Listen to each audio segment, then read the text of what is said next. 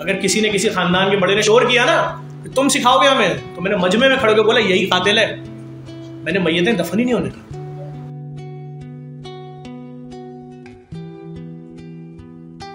भूखा था, अपने ऊपर तेल छिड़क के आग लगा ली, पूरी गली में दौड़ता रहा, जलता रहा, मर गया। बोला बिलावल भुट्टो साहब, अगर ये आपके अब्बा जरदारी साहब होते तो क्या आप फेस करते कि भूख की वजह से अपने आप को जला के मार लिया।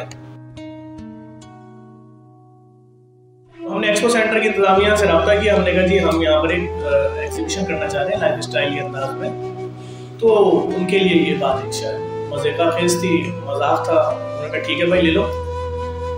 खुदा का करना ये हुआ कि एक्सपो के जितने भी हॉल हमने लिए थे वो सब ओवरलोडेड हो गए। 28-28 ट्रक तो वहाँ हमने आटे के उतारे। वहाँ हमारे पास कराची यूनिवर्सिटी और IBA और मुख्तलिफ जामियात, सुफा यूनिवर्सिटी, इनके बच्चों का एक रश लग गया जो सिर्फ पैकिंग कर रहे थे। और हमने पैकिंग उसी अंदाज में की जैसे आप किसी भी बड़े आउटलेट पे जाते हैं, जिस तरह दाल रखी होती है।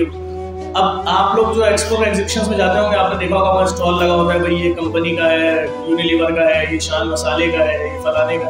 हमने वैसे ही स्टॉल लगाया और उतना ही खर्चा किया, क्योंकि मैं खुद एक मल्टीनेशनल कंपनी का नेशनल सेल्स मैनेजर रह चुका हूँ। ये सारे इवेंट्स में करता रहा हूँ, मुझे पता है क्या प्रोटोकॉल होते हैं। और हमने बिल्कुल ऐसे ही कार रनर खरीदे पूरा एक्सपो, मतलब किसी आने वाले शख्स को ये तासुर ना मिले मैं किसी ऐसी जगह जा रहा हूँ जहाँ से मुझे फ्री में कुछ मिलेगा, उसको लगे मुझे गिफ्ट मिल रहा है। खुदा का करना ये हुआ, ये सारा सिस्टम किया। इसी तरह एक हॉल था जिसमें फर्नीचर था, 50,000 से ज़्यादा शेरवानियाँ गरारे शरारे लोगों ने अपने दिए, और वो एक कामयाब एग्जीबिशन बन गई। अब जब सुबह जिस दिन एग्जीबिशन थी उस दिन सुबह गुलशन इकबाल से लेकर अक्सर स्क्वायर तक हमें नहीं मालूम था कराची में एक माफिया ऐसी है जो 50% राशन लेती है, जिस किसी को भी लाएगी अपने साथ राशन दिलाएगी, उससे आधा राशन लेगी। वो माफिया सरगर्म में अमल हो गई। सुबह 5 बजे पूरा एक्सपो सेंटर लोगों ने घेर लिया और एक रश लग गया। लेकिन हमने इतनी मजबूत जामा पॉलिसी बनाई हुई थी कि बाहर आपको एक पेपर मिल रहा था, उसमें 16 कूपन थे, ABCDEFFG। आप वो कूपन आके किसी भी स्टॉल पे देंगे, वहाँ आपको ये नहीं बोलना कि भाई मेरा हम गर्म पानी पीते हैं, हमारे घर में फ्रिज नहीं है। नहीं, आप वो कूपन देंगे लाइक नोट, पैसा, और वो आपको फ्रिज देगा, ट्रॉली में रख के वो आप बाहर ले जाए।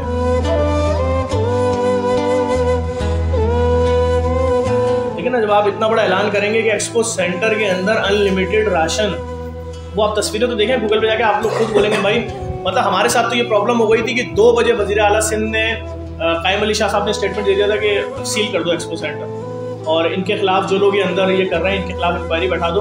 और सारे चैनल लाइव चल रहे थे उस वक्त। एक पे एक बहुत बड़े मजहबी मौलवी बैठे हुए थे, एक पे एक NGO के सरबराह बैठे हुए थे, और उन्होंने तो ये तक बोल दिया उस NGO के सरबराह ने कि मैं 3 दिन पहले गया था एक्सपो सेंटर, वहाँ एक बोरा भी राशन नहीं था। जबकि उनको ये बात पता ही नहीं है कि एक्सपो की पॉलिसी है कि अगर आपका इवेंट जुमेरात को है तो एक्सपो आपको खुद वाले दिन देगी अपना हॉल, 4 दिन पहले नहीं देगी।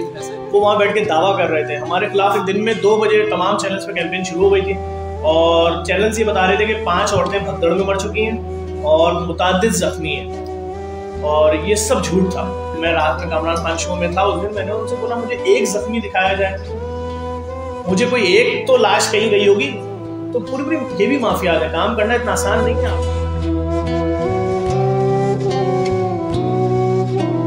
हम सानेहात में गए, हम 7 के ब्लास्ट में गए, मेरे पाँव से एक बच्चे का पाँव टकराया, लाइट नहीं थी, मोबाइल की रोशनी मारी, इतना बड़ा पाँव एड़ी के साथ मौजूद था। मेरे बच्चे का पाँव 3 साल की उम्र में, और वो पाँव जो मुझसे टकराया था सेम साइज था। मैंने हाथ में उठाया पाँव, मुझे किस चीज का खौफ, मैंने उठाया, मैंने वीडियो बनाई कि नवाज शरीफ साहब ये पाँव आपके बच्चे का भी हो सकता था। वो वीडियो लाखों में शेयर हो।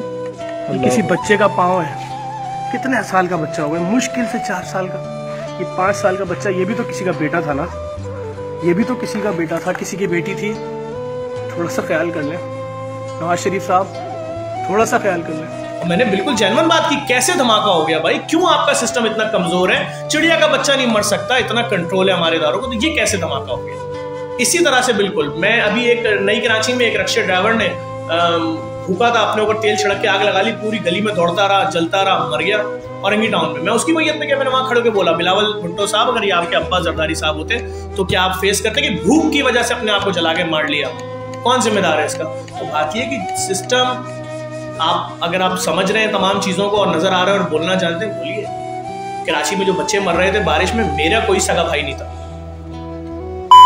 ने मुझे बहुत बड़ी रकम किसी के जरिए भिजवाई, तो वो पहला जुमला है बोला गया वहां पर ऑफर जब आई कि तुम्हारे तो नहीं मर रहे ना, तुम्हारे मसलक के हैं। 26 जब लोग हो गए इनफ, मैं नहीं बैठा घर में, और ना मैंने फिर उसके बाद किसी की मैयत दफन होने दी। अगर किसी ने किसी खानदान के बड़े ने शोर किया ना कि तुम सिखाओगे हमें, तो मैंने मजमे में खड़े होकर बोला यही कातिल है, मैंने मैयतें दफन ही नहीं होने दी। ऐसे कैसे दफना दें भाई? जानवर था, मैयत रखी हुई थी नमाज जनाजा के बाद। मैंने कहा पहले FIR कटेगी भाई। आधा खानदान खड़ा हो गया, नहीं हम लाश कटने नहीं देंगे, पोस्टमार्टम नहीं देंगे। मैंने कौन सा पोस्टमार्टम भाई? जहर थोड़ी दिया, सिर्फ MLO होगा, डॉक्टर लिखेगा कॉज ऑफ डेथ, बस बस कह रहे अच्छा चलो।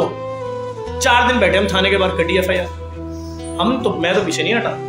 और आज की डेट में भी मुझ पे जितने कंटेम्प्ट ऑफ कोर्ट हो चुके हैं, जो केस किया है, अकेले जाता हूँ सुबह 8 बजे हाई कोर्ट। जब 3 बजे बता देते हैं आज आपका नंबर ही नहीं आएगा, फिर 3 बजे वापस आते हैं, अगली पेशी में जाते जा रहे हैं। 1 रुपया नहीं लिया, हराम 1 रुपया। हमने लोगों के दिल करीब लाने के लिए हमने बैनुल मज़ाहिब कॉन्फ्रेंसेस रखना शुरू की 2011 से, जब बहुत ज़्यादा सख्तियाँ थी, नहीं बर्दाश्त कर रहे थे लोग एक दूसरे को। और खुदा का बड़ा फजल है, शब 12 रबी अव्वल 2 बड़े प्रोग्राम हो रहे होते हैं पाकिस्तान में। एक मीनार पाकिस्तान पे ताहिरुल कादरी साहब का, और दूसरा मज़ार कायद के सामने हमारा, जिसमें तकरीबन 1 लाख से ज़्यादा क्राउड होता है। उसमें हमने लास्ट ईयर 40,000 चिराग रोशन किए थे। उसके अंदर दाता दरबार के एजाज अली हजवीरी साहब, उसके अंदर पाक वतन के दीवान उस्मान फरीद चिश्ती साहब, उसके अंदर पिछले साल मुफ्ती नईम साहब जामिया बनूरिया आलमिया के, उसके अंदर तमाम मज़ाहिब तमाम मसालिक के लोग आके खड़े होते हैं स्टेज के ऊपर, और वो सब बता देंगे भाई हम एक दूसरे को बर्दाश्त कर सकते हैं और आप सल्लल्लाहु अलैहि वसल्लम रहमतुल्लिल आलमीन बन के आए। उसके अंदर क्रिश्चियन फादर, उसमें हिंदू पंडित, दरियालाल मंदिर के पंडित विजयलाल महाराज, उसमें हीरा सिंह साहब, सब होते हैं। तो हम इस लाइन पे भी काम कर रहे हैं कि भाई यहाँ पर किसी भी किस्म की नफरत नहीं है। एक साथ बैठे हुए लोगों को नहीं मालूम होता हमारे बराबर में बैठे हुए शख्स का मजहब क्या है और मसलक क्या है, बर्दाश्त भी करते हैं, एक दूसरे के बर्तन भी इस्तेमाल कर रहे हैं, एक दूसरे को इंसान समझते हैं। इस लाइन पे काम कर रहे हैं। हमारी अपनी कोशिश ये थी, जिसको दहशतगर्दी बहुत बढ़ चुकी थी 2014 में, जामे कराची के अंदर जितने वॉक थ्रू गेट्स थे, कराची में जितने एग्जीबिशन होते थे, जितने मिलाद, जितनी मजलिस, जितने जलसे, क्रिकेट मैच जो होता है, इसमें भी जो गेट लगते हैं तो 750 वॉक थ्रू गेट्स हमारे यहाँ इस्तेमाल होते हैं कराची में, जिसका हम 1 रुपया भी कोई पैसा पाई नहीं चार्ज करते, फ्री ऑफ कॉस्ट होता है। किसी का भी इवेंट होता है, पुलिस जो गेट देती है वो JDC के दिया, पास पे हमारे स्टिकर लगे हुए हैं, पास पे नहीं लगे हुए। हम इन तमाम हार्ड लाइनों पे काम कर रहे हैं। आपने कभी किसी साने में ये नहीं देखा होगा, बड़े से बड़े साने में मैंने खड़े होकर भीख मांगी, या मैंने किसी की टांग कटी हुई दिखा के बोला वाला पैसे दो, या किसी बच्चे को उठा के चूम रहे हो यतीम मिस्कीन को कि हम बच्चों को पाल लें, हमने कभी नहीं मांगा पैसे।